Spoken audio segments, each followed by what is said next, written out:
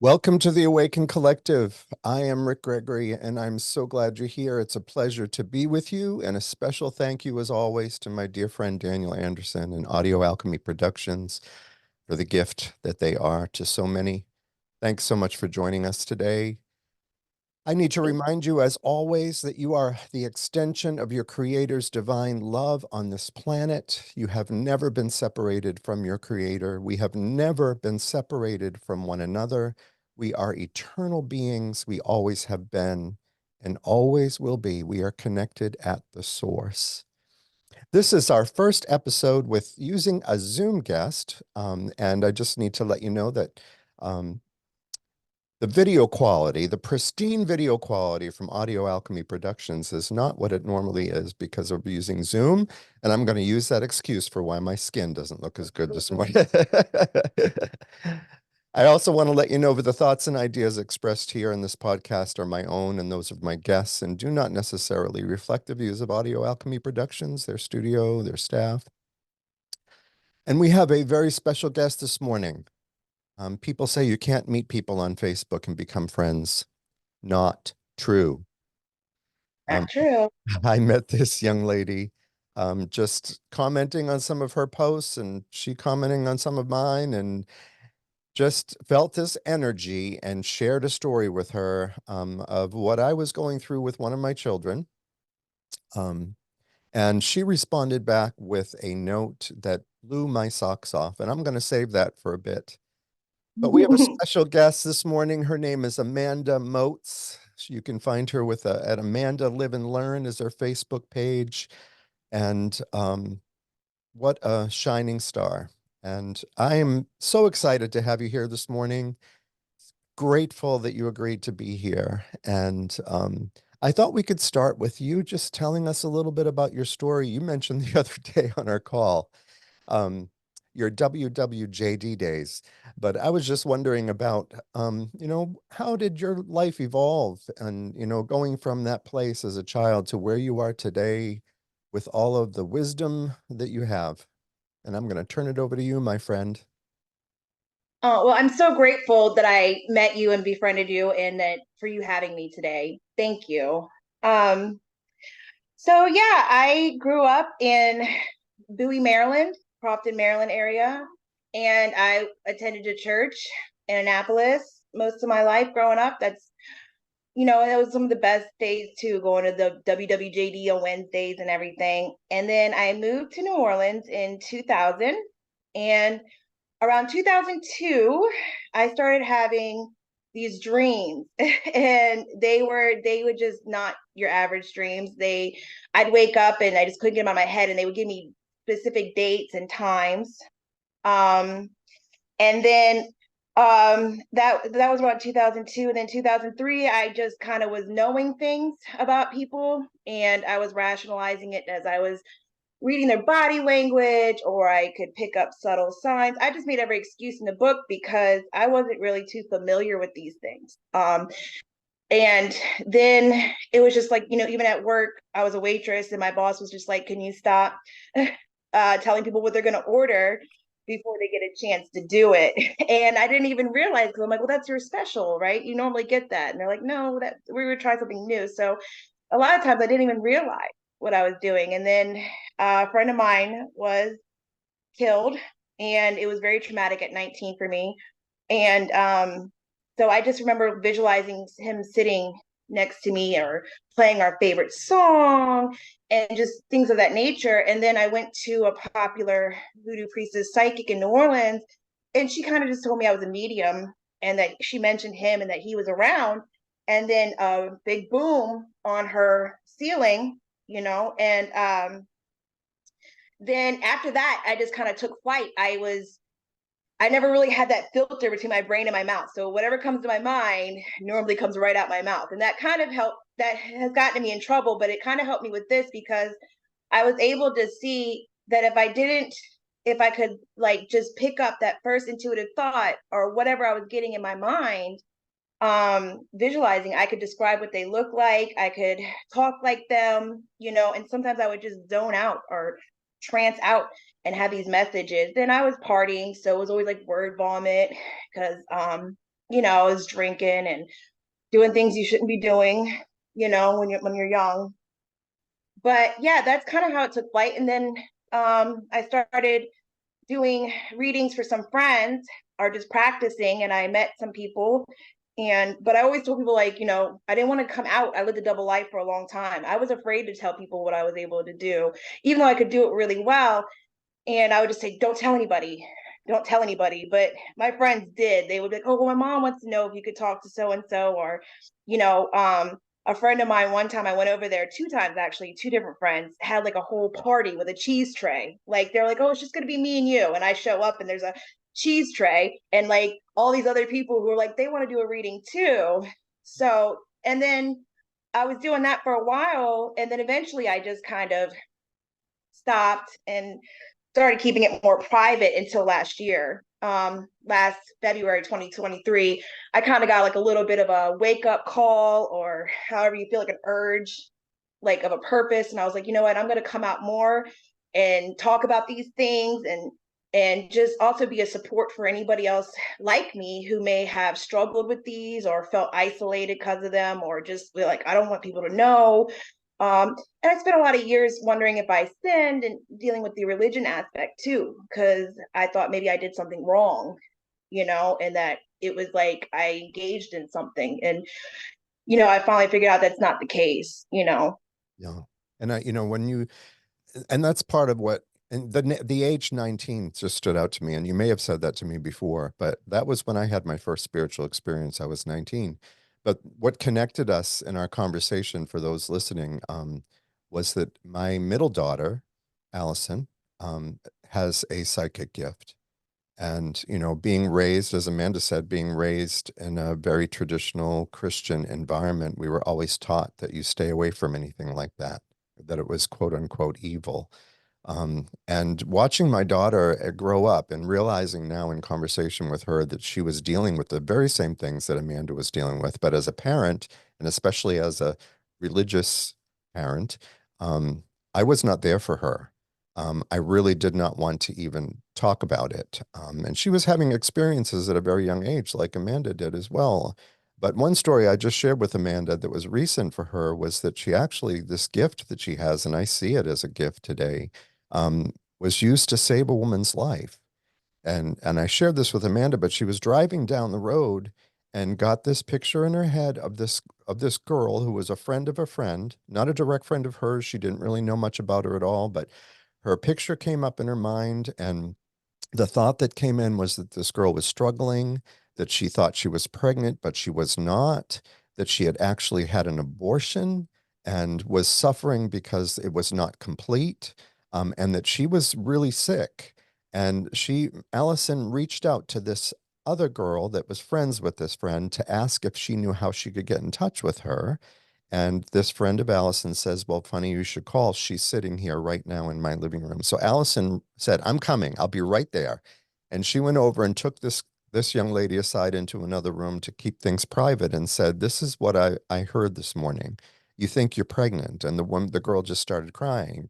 And she said, well, you're not, but you are sick. And the girl said she had been sick for weeks.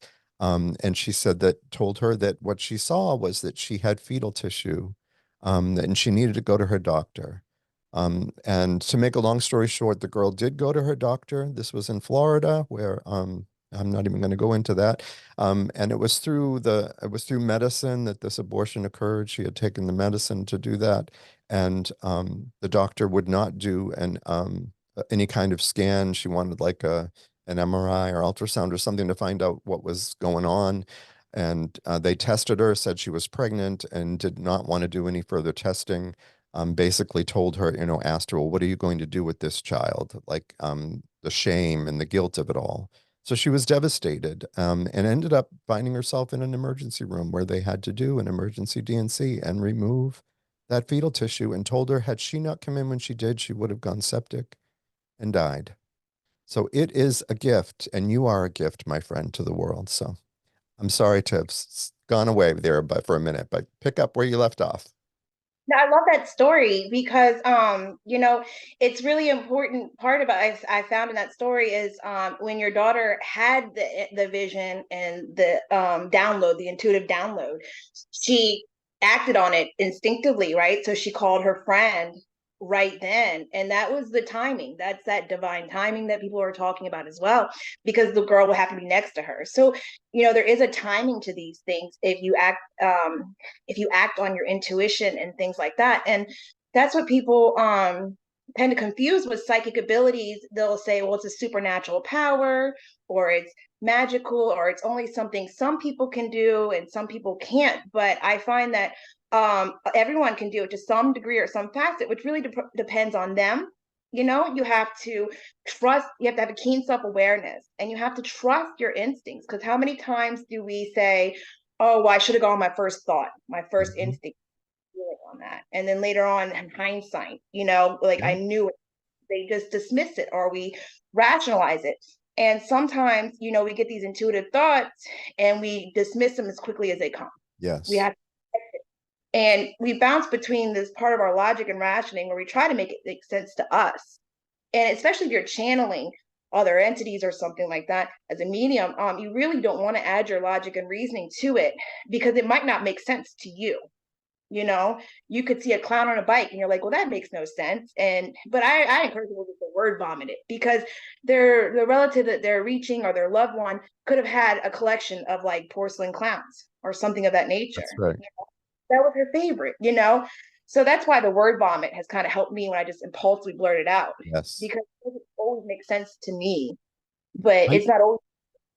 I was just going to say my first experience with this was after I lost my husband to an accidental overdose to pain medication. And I heard of this woman that had this gift. I waited 6 months, and it was the most amazing experience I've ever had. I mean, there is no way she could have known the granular detail of not only what he looked like, where we lived, what our house looked like, our windows, our plants, our shoes, I mean, it was everything. But one thing she said, like you said, the weird things, the clown figures, Yeah, she said, he's saying something about a visor. And I'm like, a visor? And I had no clue. I'm like, that doesn't make any sense to me. And right. I'm getting goosebumps right now because I got in my car, because I'm thinking in my head, in our mind, how we're rationalizing things. Mhm. He used to wear a lot of, visors. I never wore, visor hats. I get in my car, I sit in my car, and I burst into tears. It was the visor on my vehicle that he promised me he was going to fix. It wouldn't stay up. Yeah, and it clicked in. Yeah. Oh, it was amazing. It is. And I had a friend I met 14 years ago, and we're still good friends. And I remember like her sister lived above me, and I told her sister one night, and then I was supposed to talk to her mother who had passed, but another guy had come in. It was like an ex-boyfriend of hers, and I described what he looked like, and that his death was kind of weird because he fell down some stairs and had yellow eyes, and it's something to do with his liver. But I was like, is there some kind of speculation like that he was given something, which I'm not saying that was the case or not. I think that was just like something the family was talking about because they couldn't understand how he could pass away so suddenly. So our mind will try to find reasons for it. But and then after that, her husband had unfortunately taken his life, and then a year later her son had passed away in a cleaning a gun accident. And I used to work with her. I work with her a lot over like the last 14 years.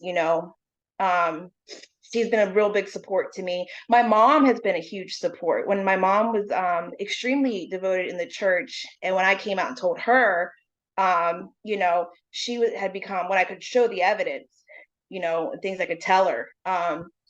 She was, just jumped on board. And I can't say like enough how much that support had helped me, because my friends and family had pushed me to come out more open about what I can do for years, long before I was ready now to do that. Yeah. Well, You hopefully know, this is a beginning. This is going to help you, yeah. being out here with me. I think that's wonderful. And you said something else too that struck me, that we all have this ability. We are all connected, as we say all the time on this podcast, and at one source where all truth resides. We all have access to all truth.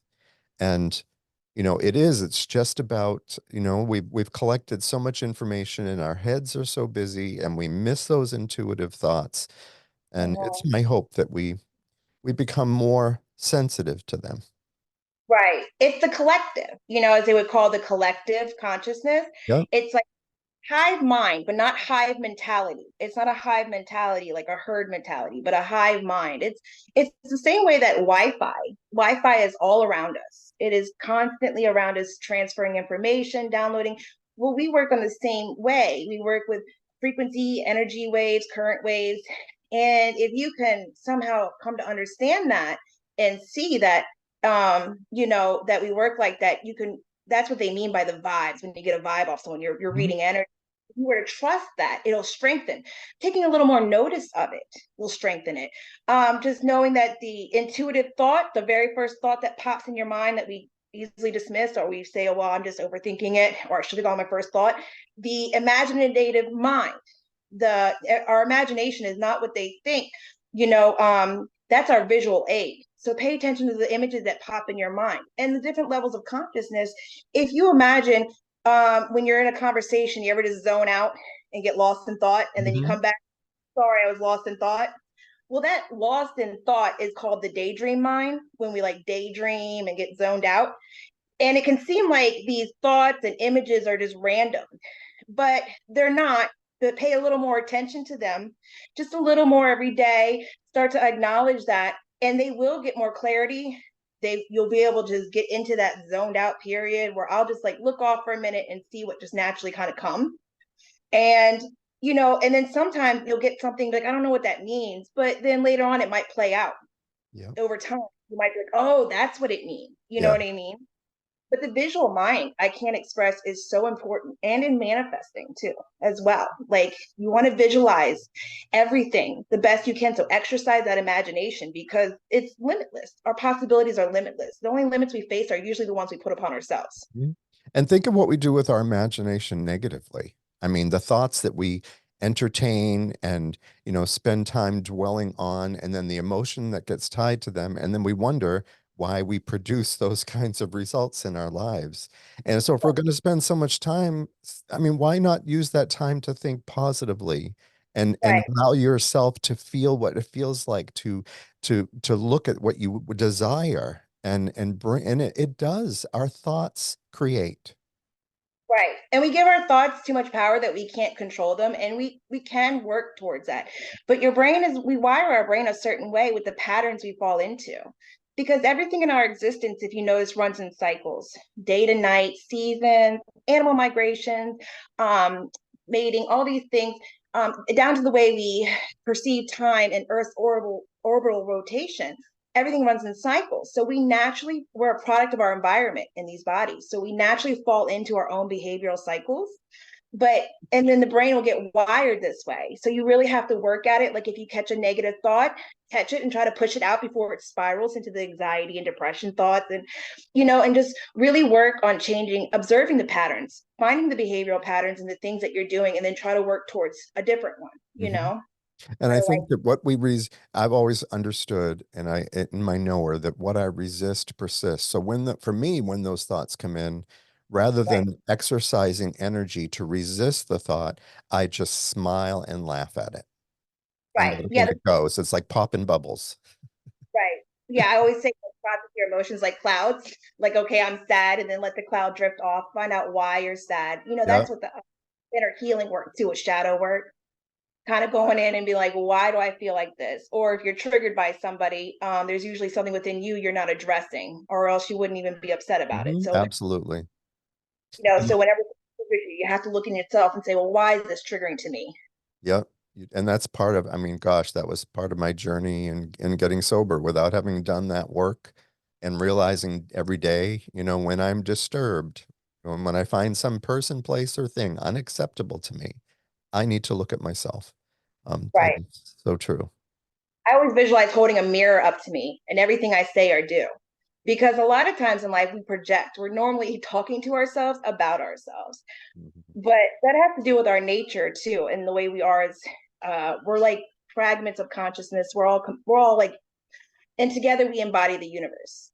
We are the universe within us. And but you have to understand a lot of times when you're engaging with other people, it's like holding a mirror up, you know. I always say it's like we live in our own little individual bubble realities that are lined with mirrors, like a bubble lined with mirrors. And everything we manifest is a reflection of what's deeply within us. Mhm. And also I noticed with manifesting my own goals, I really had to like do soul searching and remember who I am. What do I want to do? What aligns with my heart? Not to what people think is good or what people may think I should do on this route that I'm going on, you know, but what aligns with me? What's Yes. all for me?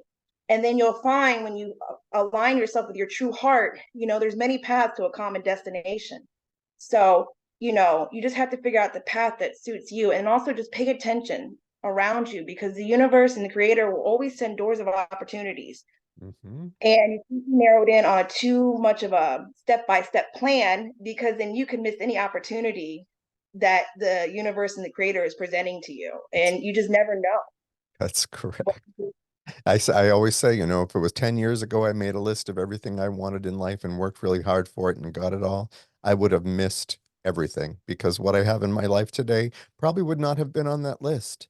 But as Right. life ebbs and flows and the universe brings your way what you truly, truly have desired all along and didn't even know it, it's freaking amazing. Well, it's funny how we lose ourselves a lot of times with societal views and what's popular. And like, you think this is what I want to do. Sounds good. This sounds like it'd be nice. But it's not until you actually just sit down in the quiet and sit with yourself and be like, who am I? What do I enjoy? Write down, what am I good at? What do I love? What do I want to do to help? It You it know, it's like, and I've said this before too, but all we learn when as children, we come as children into this planet and we are so connected to our source. And then we need to learn, so we ask questions and we grow and we collect information and we begin to mold our picture of ourselves from what we're collecting outside of ourselves. And you can go decades thinking that that's the source of your understanding of everything is everything you've collected. And like you said, it's coming to know ourselves. And for me, that's been at least over a decade of having to unlearn the stuff that I've collected. you do kind of have to wipe the slate clean of your logic and reasoning Mm, and then build upon it. You definitely have to wipe that clean because our current understanding of logic and reasoning does not apply. It doesn't always apply to these things, and then you have to think when you're talking about children, what are their imaginary friends? Are they actually imaginary, or like the ones that were like me who really play with them a lot? I always wonder, like, was that really imaginary, or was that other entities that I was talking to? And it feels. I remember how real it felt, you hmm. know, even then. And you just kind of have to wonder, like, we come into this connected, like you said. And then over time, we're just kind of told that our imagination, don't let it run away with us, which it certainly can. But when I say, when I tell people, like, just observe the visual images you get in your head or that other level of consciousness, or if you're visualizing, you want to talk to somebody who you lost that has passed on, I always say, observe that emotional connection.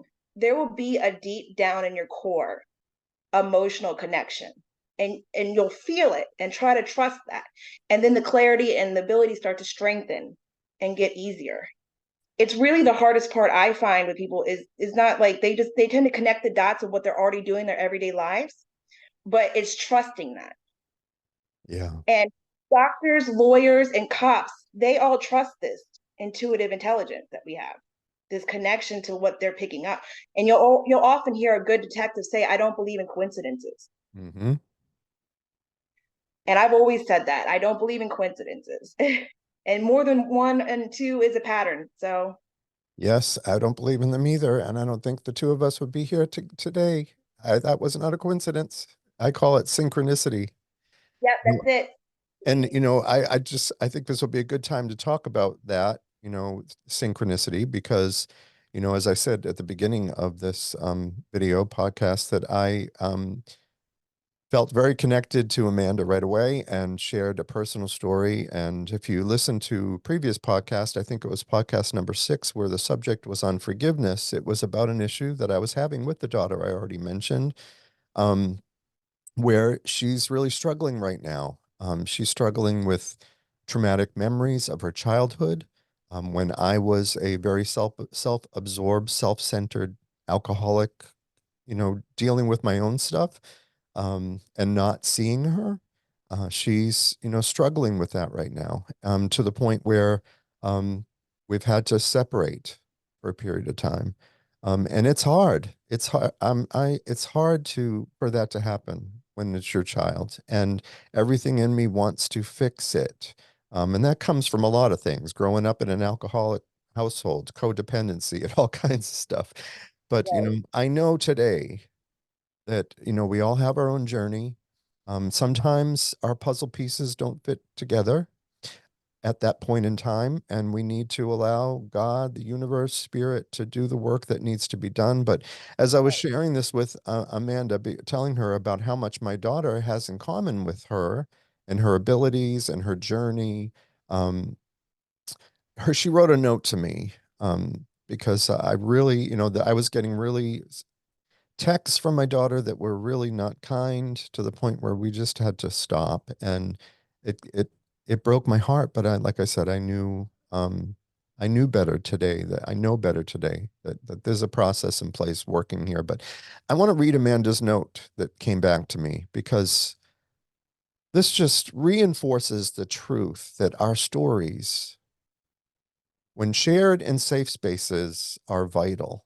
Um, this was a, others have kind of hinted at this kind of stuff, but to hear it from someone who experienced it, it is liberating. So this is what Amanda wrote.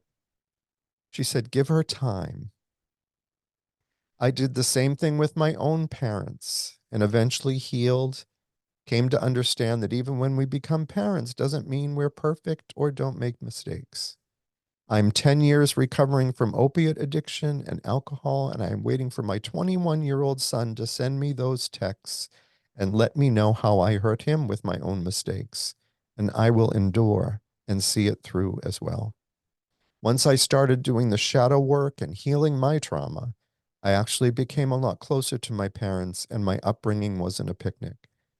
But before you and your daughter were born, you two made an agreement and chose each other. She chose you as her father, and everything you guys have gone through and whatever is to come is for a reason. The struggles we face and the mistakes we make come with the most profound lessons necessary for our growth. Every lifetime experience here or elsewhere is a learning experience and an opportunity to strengthen our consciousness soul growth. Right? RIGHT, right, cannot exist without the examples of wrong. But we are neither, because we find our dance in the balance. If everything went perfectly, then what would we learn? And the difficulty is what makes it meaningful as we endure and overcome. 3 kids, my daughter has 3 kids, and a divorce. She is currently divorced, and it is extremely hard. It's a hard thing to go through. So she may be projecting her pain on you because you're her father. She knows it's safe because she knows you love her unconditionally and will be there when she is ready. One day she may have to take those hard hugs from her own kids, and I'm sure she will lean on you then too. Thank you. Oh, you're welcome. And I think I got the chills just hearing that because I feel very passionately about that. I Mm. almost, yeah, that's very true too. And I think I meant to write hard hits, not hard hugs, but that's okay. Okay, yeah, Hard hug sounds good too. it does. It does. I think that makes sense to me. It's true.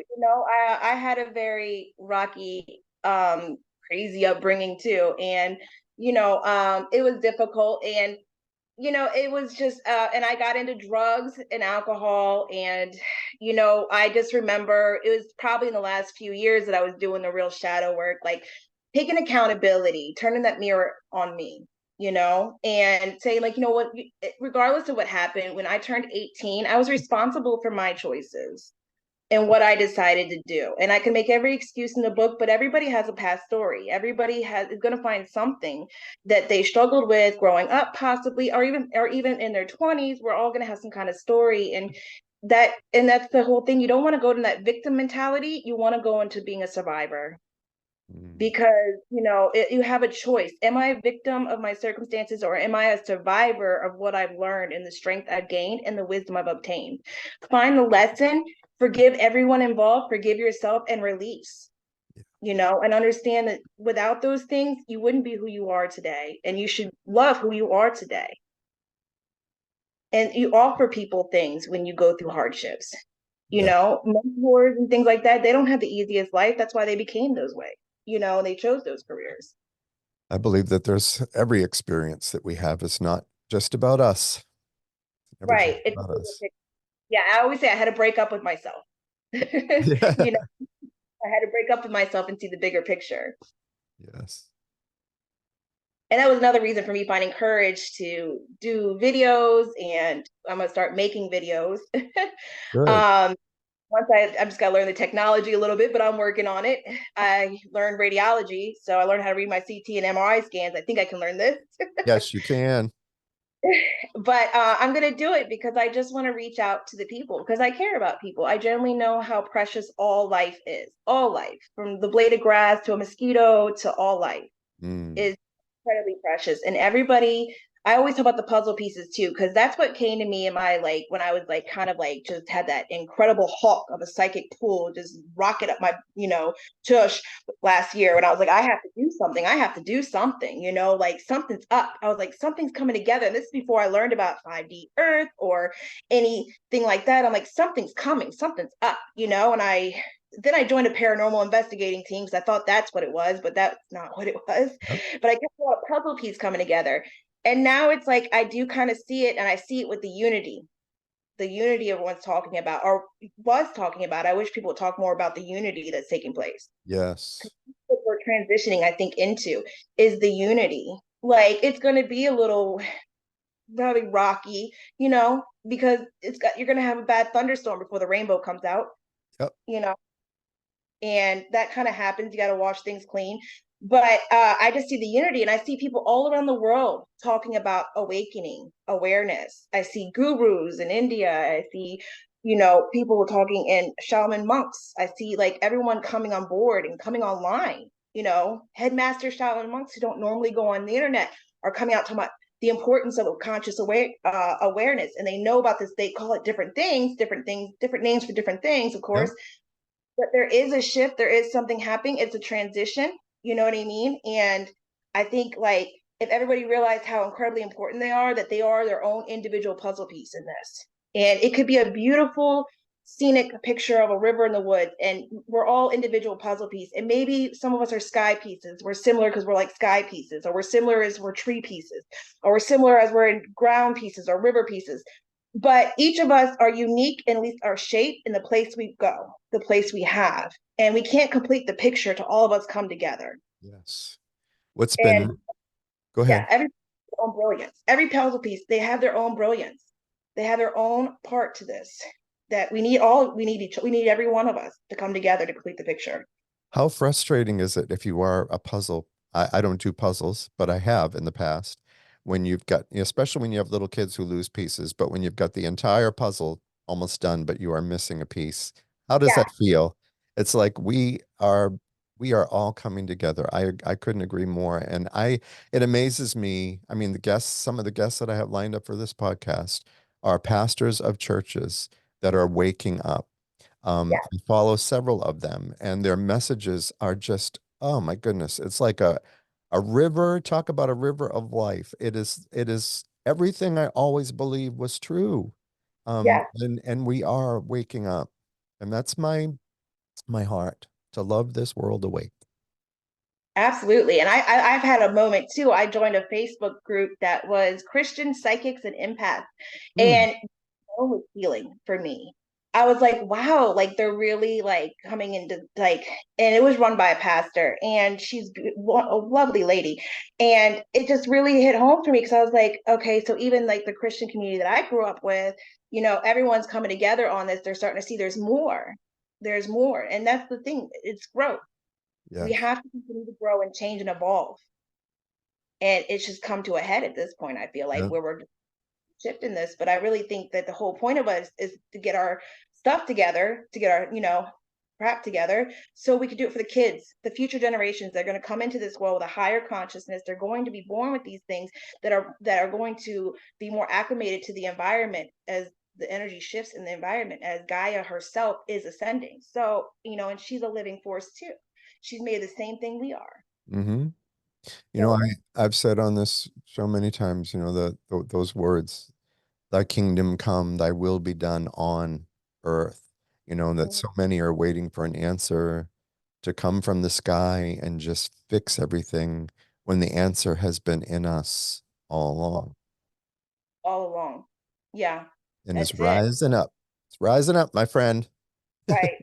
It is. It's coming more clarity. And the scriptures sound different to me because I read them and I study all these other different religions, and they ring a different bell to me now. I Hmm. see. Oh, I can't even be. I started there, would be here all day with the scriptures. I mean, I have studied the Bible for years, and scriptures that I believed meant one thing or were taught that meant one thing. I see it's like a key that I was missing, Yeah, that it's like, wow, how can that be so, I could see that so differently today, and right. have it impact me so profoundly. It's just, it's such an exciting time to be alive. We are blessed. It is, and I'm so excited too, I'm excited. I'm excited to just to see what's gonna unfold. I'm excited for my kids and grandkids and great grandkids, like what kind of experiences they're gonna have. I'm just so excited for the whole planet in this. And I'm just Yeah. it's like a kid in a candy shop. Yep. And I'm working with someone right now in recovery who spent over a decade in prison. You Oh, don't realize how much has changed in a short window of time like that. Where he shares a story of how he went to Walmart to get a few things and did not see any cashiers. Never yeah. had used a checkout, an automated checkout, got overwhelmed and just put the things down and left. And he talks about all the different things that had changed. We forget, we don't even remember, all the things. Almost 63, so I remember mimeographs. I mean, things, so much has changed. And like you said, just the excitement of knowing things are moving much more rapidly now too, of Yeah. the wonderful things that are going to come into being, let alone the changes in humanity. Right. Oh, well, check this out too. I think when did Roswell? Was it Roswell? Well, New yeah. When did Mexico? in the 1940s, right? And then we had horse and buggies until like the 1960s, kind of, and then we just jumped to Yes. cars. Yeah. And those are the things that that's the ones I say, the things that make you go, Yes. because now they're admitting on Congress that they have those crafts and they've been doing reverse engineering. So, it's the technology they've been collecting. Yes. And I think I told you about this, but I came across this website. It's the CIA website, called the CIA Reading Room, where there was this project called the Gateway Project that was back in the early 80s, where they were doing a lot of work with transcendental meditation and realizing that as human beings, we could go to a place in meditation where there was no time or space and we could Uh-huh. travel. I mean, this was in the 80s and it was classified until the mid 90s. You can go out there on the web, look up CIA Reading Room, Gateway Project, and take a read for yourself and see what they were just, discovering back then and using. And it's like, to me, it's all brand new today, all this stuff. And it's been around a while. Well, some of those people that were in the Gateway Project that actually were in the military using it, they have their own Facebook groups now where they're teaching remote viewing and stuff. You'll have to, we'll have to Show you talk the about that one. Yeah, because I had one woman I reached out to, and I'm supposed to email her. I'm glad you said something because I've been doing remote viewing. Well, I didn't even know it was called till a few years ago, but for like a couple decades now. That's how I kind of came out to my mom. But I get confused on what's astral traveling and what is remote viewing, or because it's all merged to I me. think, So yeah, it sounds the same to me. It might feel like travel, but I mean, you're seeing things in a different place. right, yeah. So it's crazy. It's pretty neat. I think it's fascinating. And what I think is even more fascinating is that I think it's fascinating because 10, 15, 20 years ago, I would not have even wanted to discuss such a topic. I just thought it was taboo. And I'm Yeah, so grateful for the willingness to be open-minded today, to be willing to question my beliefs, willing to change, check and adjust. I don't know everything. We know I have not arrived. We only know what we know up to this moment. Tomorrow we may know something new, something more beautiful. I just really encourage folks, even as on all these podcasts, just keep an open mind. Allow this yeah, stuff to just resonate, to ruminate on it. Um, don't be closed off. We don't want to miss anything. And yeah. there's a lot of stuff going on. Oh, let me tell you, after we do this recorded podcast, if you want, like me, you could definitely do a conversation where I could show you some remote viewing and some things like that when I'm not like so maybe like nervous on camera, but I could show you some of the things I'm capable of doing too that are pretty neat if you'd like. I would love that. Yeah, I would love that. I know I have a lunch appointment after this, but I will reach out to you and we'll set up a time to get together to do that. I would love that, Amanda. Thank you. That would be wonderful. We Well, have nothing but I just want to remind everyone that you can reach out to Amanda, find her on Facebook. It's Amanda Live and Learn is her Facebook page. I would encourage you to reach out in a Facebook message, tell her hi, let her know you listened to this morning. I'm sure she'd be willing to answer any questions you have. My friend, you are going to be on a roll. I feel I, it in my soul. I'm starting a YouTube channel too. It's going to be called Lunar Lighthouse. Awesome. Well, I will just we'll be in touch and I will keep that information available to everybody on my page too. Since you've already been here, we'll get that word out. Yep. Thank you so much for joining us today. You are Thank you. loved, you are light, you are my dear friend for life. And your mind and everyone out there, you are beautiful. You are a shining bright light, just as your authentic self. Don't don't ever let anyone tell you different Mm, because you are loved. thank you for that. As always, I'd love to hear from you. If you're struggling in any way, any questions, you can reach out to Rick Gregory at theawakencollective.org. Thank you again to Danny Anderson and Audio Alchemy Productions. Love you so much. Until next time, my friends, love and kindness always.